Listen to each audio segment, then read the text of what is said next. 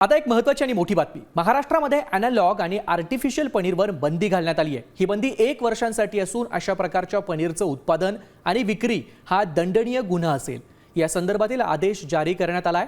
अशा पनीरवर बंदी घालण्याची मागणी आमदार विक्रम पाचपुते यांनी केली होती. पाचपुतेंनी काय म्हटलं पाहूयात.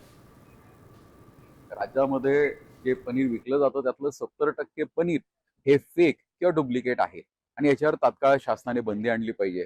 आज महाराष्ट्र शासनाच्या वतीने एफडीए आयुक्त तुकारामजी मुंडे साहेबांनी एक अध्यादेश जारी केलाय, ज्यानुसार 1 वर्षासाठी अॅनालॉग चीज ह्याच्या विक्रीवरती महाराष्ट्रामध्ये विक्री आणि वापरावरती पूर्णतः बंदी आणलेली आहे. त्यांचे विशेष असे मी आभार मानतो, अभिनंदन करतो. हा राज्य सरकारच्या वतीने आणि एफडीए डिपार्टमेंटच्या वतीने घेतला गेलेला एक सर्वात मोठा निर्णय आहे. दरम्यान अस्सल पनीर नेमकी कसं ओळखायचं पाहूयात ग्राफिक्सच्या माध्यमातून. अस्सल पनीरमध्ये शुद्ध दूध आणि लिंबू असतो, तर अॅनालॉग पनीरमध्ये palm oil, skim milk powder यांचा समावेश असतो. अस्सल पनीर हे दुधाच्या किमतीनुसार तुलनेनं महाग असतं, तर अॅनालॉग पनीर हे स्वस्त घटकांपासून बनवलेलं असतं, त्यामुळे ते खायचं स्वस्त असतं.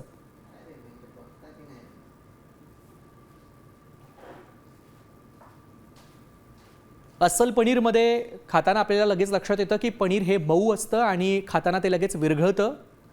तसंच उच्च प्रथिनं, कॅल्शियम आणि निरोगी स्निग्ध पदार्थ हे अस्सल पनीरमध्ये असतात, तर प्रथिनांचं प्रमाण मात्र अॅनालॉग पनीरमध्ये अत्यंत कमी असतं.